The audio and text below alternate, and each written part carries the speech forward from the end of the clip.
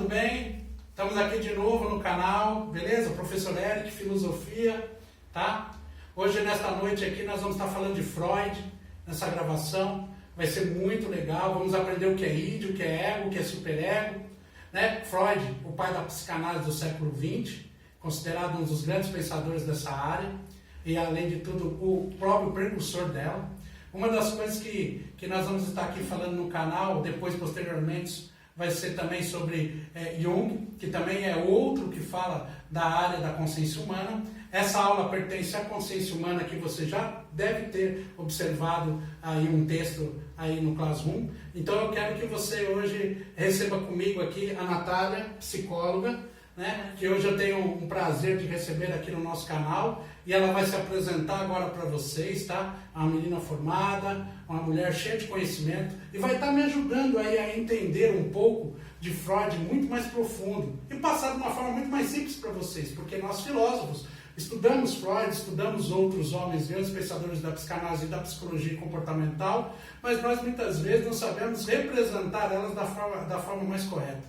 Então aqui eu convidei a Natália. Natália, pode se apresentar? Boa noite, fique à vontade. Olá, boa noite. Tudo bem, pessoal? Bom, hoje nós estamos aqui com um time, né, para reforçar. Bom, eu sou psicóloga formada, eu vim lá de São Paulo, tá? E a abordagem que eu trabalho é da cognitivo-comportamental. Eu não atuo na psicanálise, mas a gente tem um conhecimento sobre ela. E nós vamos estar falando um pouquinho sobre ela, sobre Freud, como foi convidada aqui pelo Eric, professor de vocês, tá bom? Estou muito feliz por estar aqui. Muito obrigada pela oportunidade. Legal, Nath, muito obrigado. Vai ser um prazer mesmo. Quero começar aqui com vocês, meus queridos, dizendo aqui para a Natália que falar de Freud, puxa vida, é muito gostoso dizer sobre um homem que criou a psicanálise. E que ele, claro, reuniu todo o procedimento e ele se tornando o pai disso. Vocês têm aí o texto com vocês e eu quero que hoje nós vamos falar só dos 3 tópicos principais, o id, o ego e o superego. Mas eu quero fazer aqui um apanhado geral antes de nós iniciarmos e aproveitarmos aqui a nossa psicóloga querida, para nós podermos entender alguma coisa. Freud nasce em 1856 e vai morrer em 1856 e morre em 1939.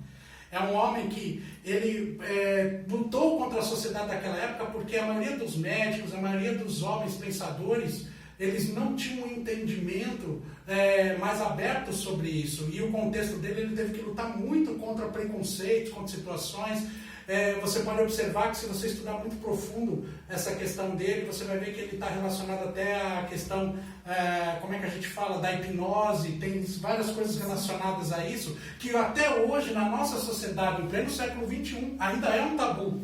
Então vocês, alunos, vão começar a compreender um pouquinho disso, para vocês tirarem, a gente vai desmistificar certas coisas do comportamento humano para poder entender a cabeça de Freud. E aí nós vamos começar a compreender tamanha luta que aquele homem teve naquela época, hein? Não foi tão fácil assim. Então eu quero aqui, antes de mais nada, Natália, fazer algumas alusões, algumas perguntas, uns questionamentos, e nós vamos dividindo ele em partes, como se fosse jornalismo. A primeira questão que eu queria observar é o seguinte: Freud fala muito do consciente, inconsciente e subconsciente. Ele vai partir desses 3 pontos para dizer o que é id, o que é ego e o que é superego. Que ele vai acentuar cada um deles e vai colocar esse nome novamente. Eu vou fazer uma pergunta para ti. O que é consciente? Bom, pessoal, eu queria só, antes de falar direto sobre o consciente, colocar e se posicionar falando assim, que Freud, na época dele, ele tratava as histéricas. Ele começou com toda essa parte, falando das histéricas, tentando entender o porquê que elas tinham as dores e essas dores no fisiológico ele não aparecia, não tinha nada de membros que estava quebrado, que tinha algum problema. Então por isso que Freud começou a querer entender, estudar mais e saber que na mente humana, Legal, professor, tinha algo além do que eles estavam ali no raso. Foi quando surgiu a questão. Que ele começou, se encontrou com Charcot ali na França. Sim. Quando ele conheceu ele, Charcot era ele fazia hipnose. Sim. E ali foi quando ele começou a ver essas estruturas e tentar entender E ele entrou um pouquinho na hipnose, mas também o que ele obteve da hipnose? Ele começou a entender que era até um certo limite e que também tinha algo além. Então, eu queria só deixar bem claro aqui para vocês que Freud era uma mente brilhante no sentido de pensar sempre no mais profundo. E às vezes a gente fica no raso e tem sempre algo a mais para a gente se aprofundar. Né, Nós podemos dizer, Natália, que Freud estava além do seu tempo, quando se fala de pensamento? Sim, estava muito além do seu tempo, tá? Então, às vezes, o que hoje em dia, se ele tivesse hoje, ele seria muito mais brilhante do que ele foi na época dele, no sentido de todas as descobertas, de tudo que ele fez. Ele sofreu muito para chegar até onde ele chegou, mas ele assim deixou um legado absoluto. Eu fico imaginando de toda a forma do inconsciente, do consciente e do pré-consciente. Né? Para ele, isso era estruturas. Né? Então, a gente por aqui, ele foi tentar estudar a hipnose e quando ele viu que a hipnose também não era 100%, não conseguia atingir até o ponto que ele gostaria, que ele entendia que tinha mais, o que ele começou a entender? Quando a pessoa falava livremente, principalmente as histéricas, na época, sim, a primeira pessoa que ele atendeu foi Ana O. Depois vocês buscarem, vocês vão só pesquisar na internet, vocês acham. Aí quando ele começou a fazer com ela a associação livre, que ela é usada até hoje nas terapias de psicanálise, que é o quê? A pessoa chega, ela sente e ela vai falar livremente. E ali você vai vendo o ego, o superego e o id. E ali são as 3 estruturas que ele conseguiu, que ele estruturou dessa forma, né, como se a gente fosse pensar num iceberg mesmo. Então, lá no gelo você tem a ponta, né, que é o consciente. Você tem, quando você olha assim na água, você vê um pouco, você sabe que ali está um pré-consciente. E mais profundo está o inconsciente, a gente não consegue enxergar. Então, todo o inconsciente é aquilo que nós não conseguimos entender, o que a gente não consegue pensar além. Então, são os nossos desejos primitivos, é tudo desorganizado, ele vem muito assim em busca do prazer. Essas são as estruturas. Como a sua pergunta, o consciente é o quê? É aquilo que hoje nós temos consciência. Então, eu sei hoje que eu sou uma mulher brasileira, que estou aqui no Brasil e eu tenho que seguir o quê? A legislação brasileira. Então, eu tenho consciência disso. Eu não posso fazer nada que fere a essa legislação. Então, isso é a minha consciência falando comigo. E eu tenho o entendimento de que eu tenho que cumprir, de que eu tenho que fazer. Eu tenho uma vida que eu vou zelar pelo prazer e pela ética. Então, esse seria o meu consciente, esse seria a base, esse seria o ego. Sim, eu sei que antes da gente entrar profundamente no id, no ego e no superego, nesse contexto que você está falando do consciente, muitos alunos, muitas vezes, até numa sala de aula, nós estamos discutindo esse assunto, eles acham que inconsciente, de repente, é a relação, por exemplo, quando a pessoa está dormindo, porque ele lê no contexto a questão dos sonhos, tudo, mas aí é uma questão totalmente diferente, não está relacionado a isso. Foi um estudo pré-determinado, foi uma forma de se abordar também, mas uma das coisas que me chama muita atenção é quando você está falando do inconsciente. O inconsciente, como ele é o submerso, e você não enxerga, é o escondido. Na verdade, nós temos ele acordados ou dormindo. Então, nós estamos ali vivenciando ele em todo momento. Sim. E ele está ali querendo se manifestar em todo o tempo. Sim. E às vezes a gente vou fazer uma relação, o inconsciente, conforme Freud e alguns explicam, que quando você tem um sonho inexplicável, aquilo é a manifestação do inconsciente, muitas vezes te mostrando alguma coisa. É o fruto do inconsciente querendo te mostrar alguma coisa.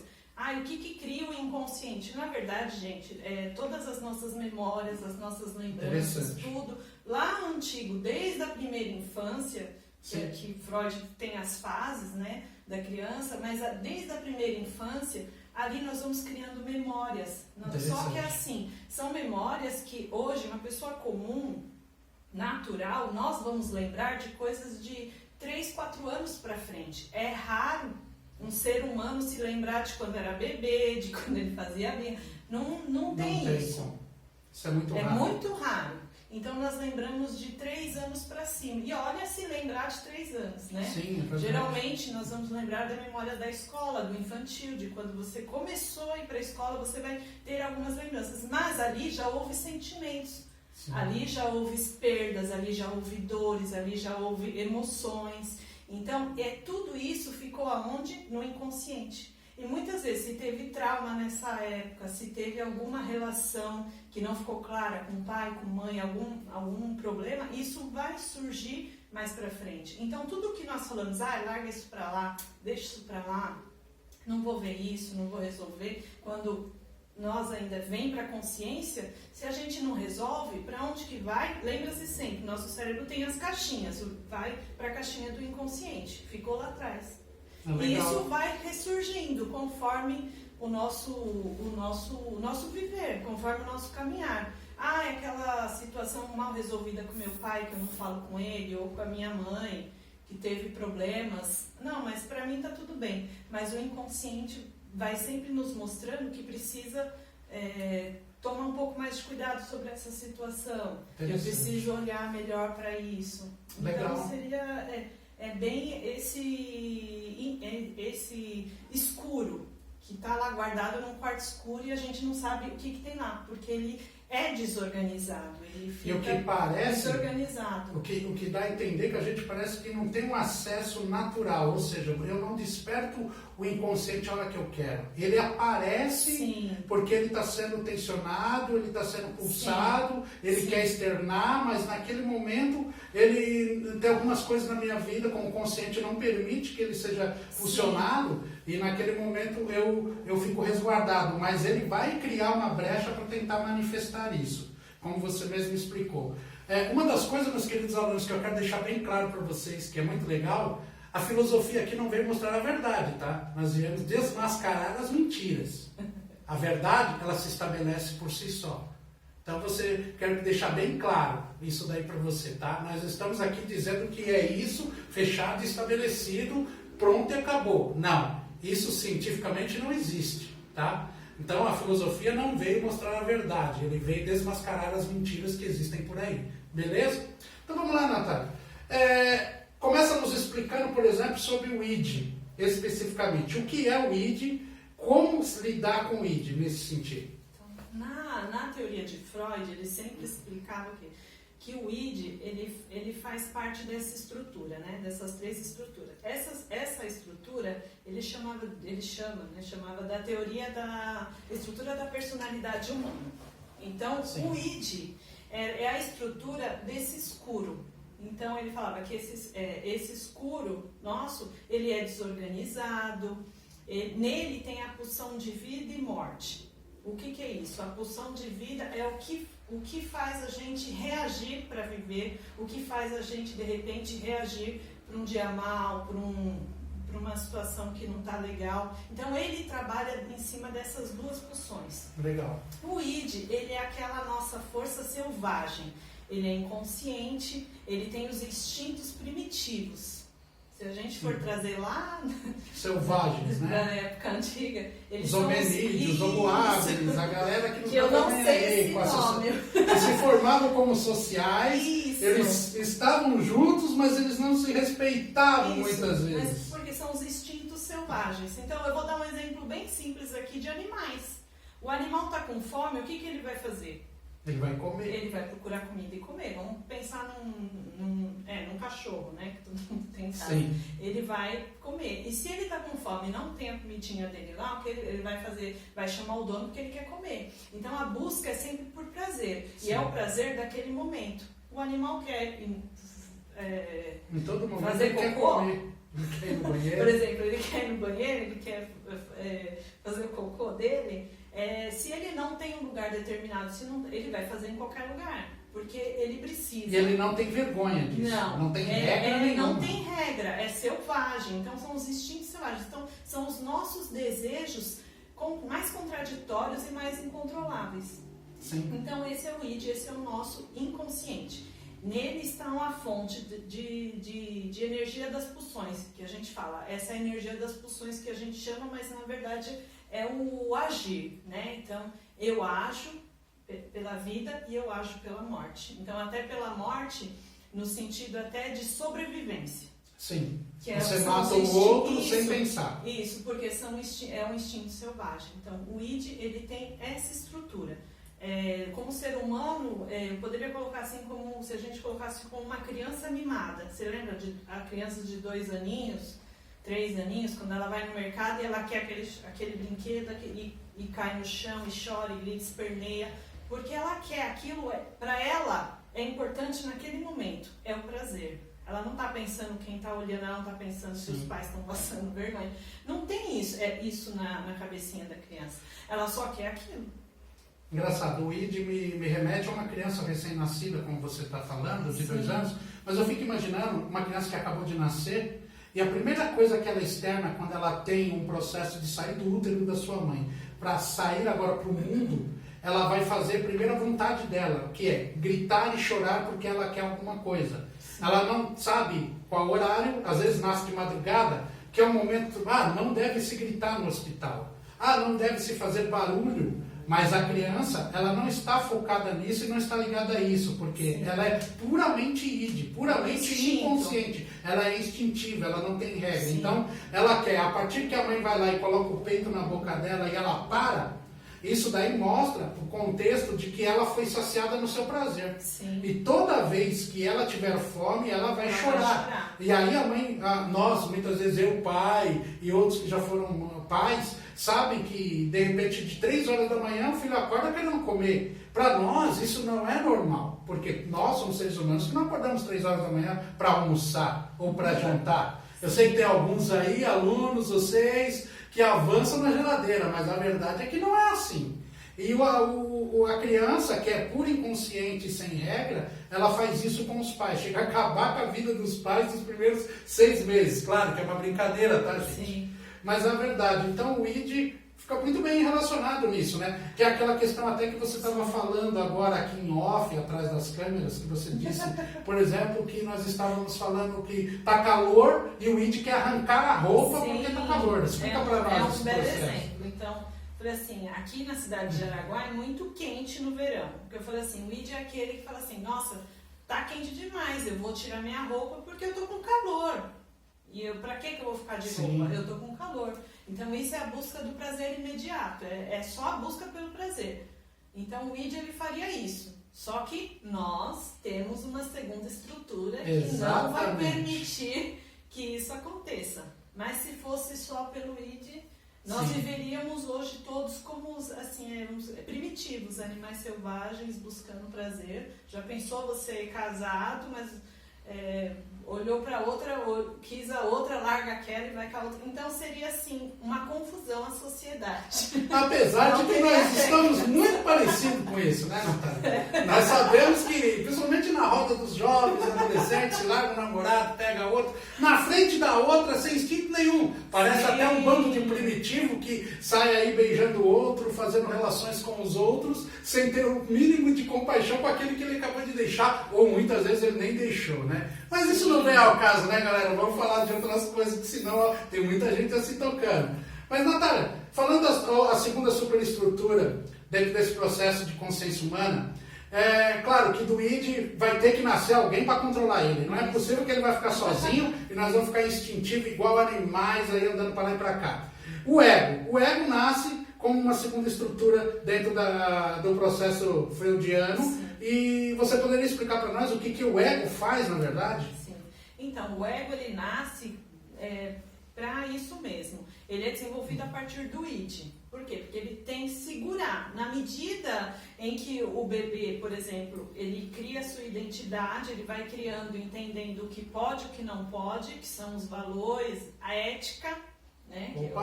A ética é formada e é ensinado para o bebê. Aí vai entrando o ego. Então eu não posso mais, não é tudo só o que eu quero, não é tudo do meu jeito, não é tudo, eu tô com calor, no verão eu vou tirar a roupa, ficar pelado, sair na rua e andar assim. Não, o ego vem e fala, tá calor, ele vai ajudar na busca por esse prazer. Sim. Mas ele vai ser uma busca controlada. Então ele vai ver o que pode ser feito. O ego ele trabalha nesse sentido. É por isso que é formada essa estrutura. A função dele atender às exigências do ID, mas observando e mantendo a sanidade mental que a gente fala controle, hoje, né? É como se mantesse o controle. Então ele vai buscar uma proteção. Então ele vai manter a saúde, ele vai olhar a psique, as emoções, e ele vai tentar manter essas emoções em ordem. Então é como se ele fosse uma proteção. Eu posso usar um exemplo assim, como você está dizendo, por exemplo, o ID chegou lá e disse, está calor, vamos tirar a roupa e vamos sair para trabalhar. Sim. É um exemplo. exemplo. Mas o ego chega ali e fala, a rua não é lugar de você andar pelado. Se você quiser andar pelado, anda dentro da tua casa. Isso. Seria isso? Seria ele faz isso. esse controle. Ele faz esse controle, porque ele é racional. Ele é lógico e racional. Interessante. Então, nós temos um cérebro pensante. Sim, em todo momento ele está se Ele construindo. está se construindo. Então, assim, o ego ele vai trazer essa estrutura, esse pensamento. Então, ele é racional. Sim, e ele é lógico.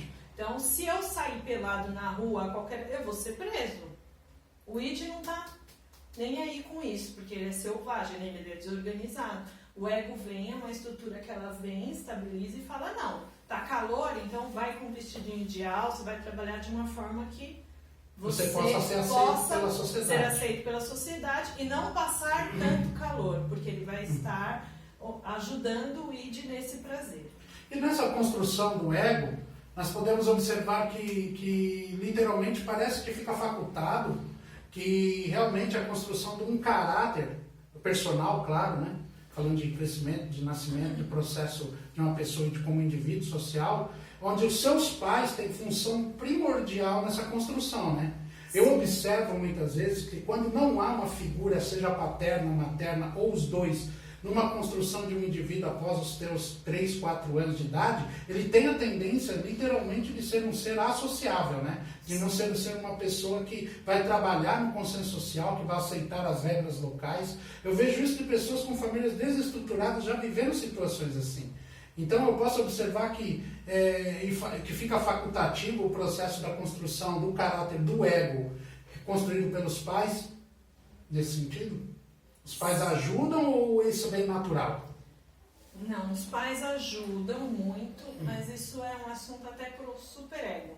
Isso vai ficar mais voltado para o superego? Vai ficar ainda mais voltado para o superego, porque aí entra as questões, a questão de valores. Aí vai a questão dos valores. De valores, do que é ensinado de geração em geração, para a família. O superego, ele age dessa forma. Sim, então, o ego, na verdade, então, ele não é construído dessa forma. Ele é construído num processo, então, de regularização do id, de controle. Isso. De não deixar externar tudo aquilo que ele deseja. Isso, de todo aquele prazer. Sim. O ego, ele vai ajudar na busca por esse prazer, mas de uma forma lógica, racional. Ele vai diferenciar o desejo da fantasia.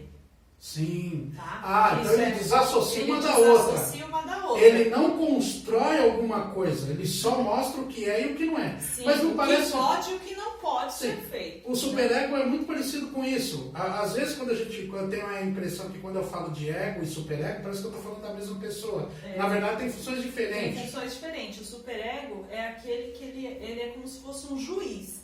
Ele vai mostrar, isso é certo, isso é errado, por isso, por isso, por isso. E ele tem a função ainda mais, vamos dizer, mais abrangente. Ele mostra até a questão de valores, o que você aprendeu na sua família, o que para você, na sua cultura. Ele vai lidar muito com a construção do caráter, da moral. Com a construção da moral. Então o superego ele vai entrar muito mais nisso. Ele é aquele pai rígido, sabe? Sim, sim. Que ele vai ali, tá puxando o cabresco para que o ego também não se perca de querer só cumprir as funções do id. Tá, uma questão que... Mas ele também em desequilíbrio, essas três estruturas em desequilíbrio sempre traz problemas. Sim. Nós vamos ainda nos aprofundar um pouquinho no superego, mas antes eu quero só fechar o ego para nós entendermos, eu quero entender bem claro isso, nesse sentido para vocês aí, queridos. Uma das coisas que eu acho interessante, muito se fala, e principalmente o Freud usa muito essa questão de Sófocles, que fala muito do complexo de Édipo. E, claro, nós estamos falando de fases de crescimento, e eu não quero entrar nisso, que isso daí é muito mais abrangente, né? As fases que existem do ser humano, desde a sua infância. Mas eu quero dizer para você, assim, por exemplo, o ego está relacionado ao complexo de Édipo? Sim, A perca dele ou a construção dele? pode-se dizer que eu acredito que os dois. Os dois, né? É. Para quem você que não conhece, eu vou gravar um sobre complexo de Édipo, tá? Vai estar no canal também, aí vocês vão poder estar observando isso, beleza? Assistindo sobre o rei de Tebas, muito legal, tá? Mas aqui eu vou dar uma palhinha. O que acontece?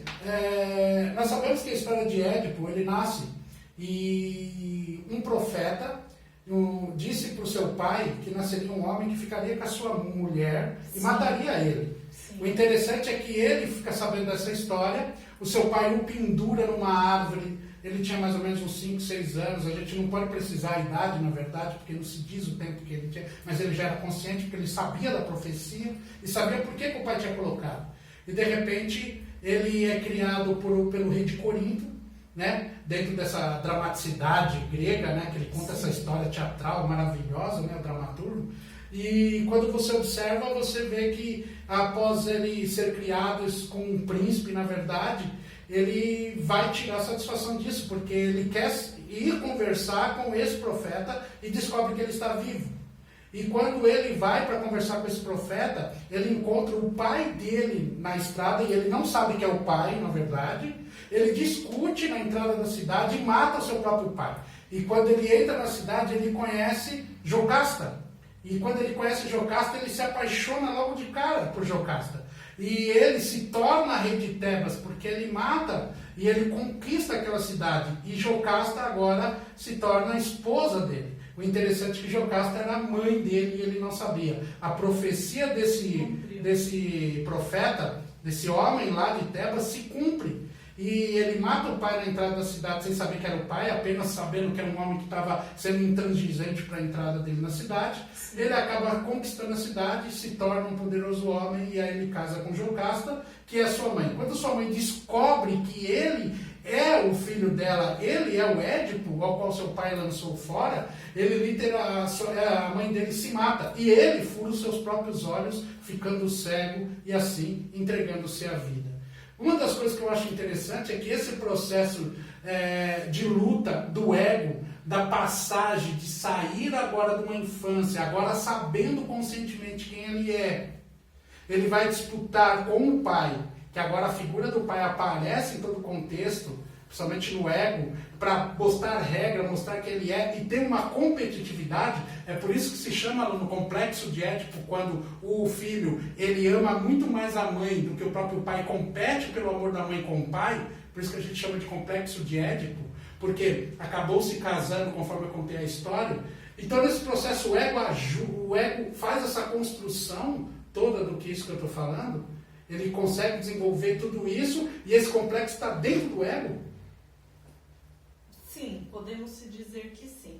Aí vai entrar o superego. Sim. Falando sempre, olha o que você está fazendo, cuidado com as suas atitudes, com a sua ação. Então, ele entra aí para ajudar no fim desse complexo. Né? Sim, beleza. Não, eu até entendo isso. Então, nesse contexto, eu começo a compreender que o ego, ele faz o controle de tudo isso e ele ainda mantém a disputa do id, porque o id vai querer se manifestar. Sim. E eu observo que o ed está tentando controlar essa disputa, porque vamos pôr assim, que ele, como ser a criança, disputando a mãe como objeto de prazer, com o pai que é um rival. Isso é um instinto selvagem, sem regras, não Sim. importa. É aquela criança, meus queridos amigos e alunos, que dorme no meio dos pais quando é criança. E não aceita que a mãe durma com o pai, que abraça, que beija. Eu já vi muito isso. Isso é muito louco. Então isso daí é o ego. Está ali sendo construído. É o ego, a consciência, o processo, porque ele já sabe quem é o oposto dele. Já sabe com quem que ele tem que lutar. O id já é uma questão de necessidade, de regras naturais, sem regras naturais. O outro já sabe. E esse daí, que é o pai, vai colocar regras para ele. Sim. E ali que ele se levanta. Sim. Ali que ele se levanta. Claro que eu não vou entrar no superego. O superego é muito maior do que isso que eu estou falando. Mas o superego entra aí nessa função. Vai entrar nessa função também, né? É que eu quero distinguir, que eu quero que você explique o superego bem certinho, tá? Bem à vontade. Então, eu entendi o que é o ego agora. Sim. Espero que vocês tenham entendido bem claro. Fala para nós, Natália, do superego, porque agora ele está entrando. Porque é tão difícil desassociar, eu sou bem sincero, é muito difícil. É claro que com uma lousa eu consigo desassociar fazendo linha, fazendo bolinhas, comparações, fazendo desenhos para ficarem elucidados. Quando a gente fala na teoria, parece que uma coisa é igual a outra, muito parecida. Então, o superego, ele entra aí, ele é o juiz das ações e pensamentos do ego. Sim, interessante. Então, ele é o juiz. Então, ele é aquele que vem para falar. Olha, tá errado isso, não faça assim, ou tá certo isso, pode fazer. Sabe aquela vozinha? Tem pessoas que falam assim, ai, a minha consciência está falando, superego. Que legal. Aquela vozinha que fala, olha, cuidado, você está magoando a pessoa fazendo isso, você está agindo de forma errada. Podemos usar a figura dos anjinhos? Isso. O diabo e o anjinho, cada um de um lado, você no meio. Queria falar isso, Não, pode usar a figura. O ego está aqui, aí o id, né, que é o diabinho. Diabinho, isso. E o superego é aquele anjinho que fica falando. E o id e o ego, desculpa gente, perdão, o ego é aquele que tem que tomar atitude mediante as duas opiniões. Duas vozes, as duas forças que estão ali brigando. Se você for demais só no, assim, falando entre as três estruturas, tá? Só no superego você também tem problemas. Você vai ter problemas lá na frente de você ser perfeccionista, de você ter complexo de inferioridade. Interessante. Se você só realmente observar isso, você vai ter muito problema de culpa. Então, tem que ter um equilíbrio muito grande entre os três.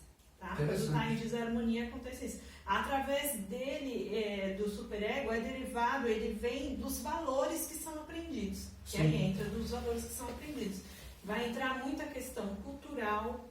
Então, cada cultura tem os seus valores. Vai entrar a questão religiosa, vai entrar os valores da família, o que é de valor para aquela família.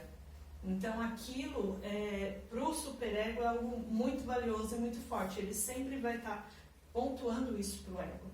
Porque é como se o ego sair daquele caminho ou daquela maneira de ser, entre aspas, ele está ferindo o superego. Sim. Né? E ele está ferindo essas memórias, ele está ferindo essa limitação que é colocada, que na verdade ele é um juiz, né? Que vai trabalhar nos pensamentos, vai ajudar nos pensamentos, vai ajudar nas ações que o ego vai fazer. Sim. O superego, ele é aferidor do que é certo e errado, né? Sim. Ele não tem meio termo. Ele não diz para você assim, tá bom, tá. O meio termo ali é o ego, ele que balanceia as coisas. Mas o superego, ele diz, se você está fazendo certo, provavelmente é porque existe o errado. Mas e se você não está fazendo certo, é porque você está fazendo errado. Ao ponto dele, assim, ele castiga, entendeu? O superego é aquele que ele vai te castigar. Sim. Se você não cumprir todas as regras, ele é aquele que...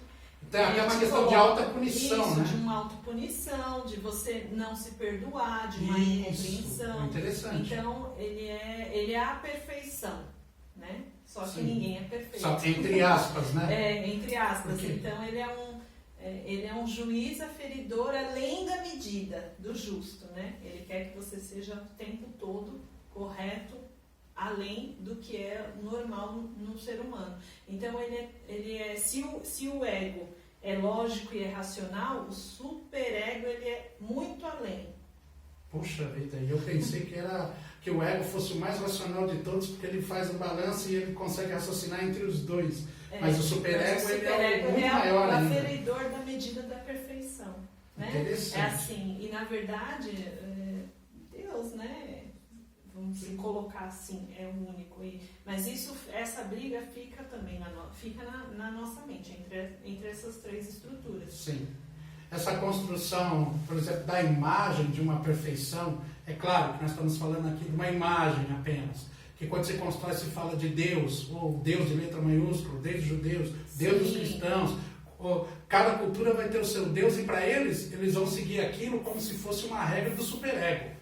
Para eles que foram computados, você imagina, por exemplo, na Índia, queridos, vocês estudam história e sociologia, você imagina todo o processo que um indiano, ele passa desde a sua construção da sua casta, e ele literalmente vai ter, se ele nasce na casta que não pode ter regalia nenhuma, É porque existe uma regra cultural nisso e ele não pode passar disso. Imagina o superego desse povo.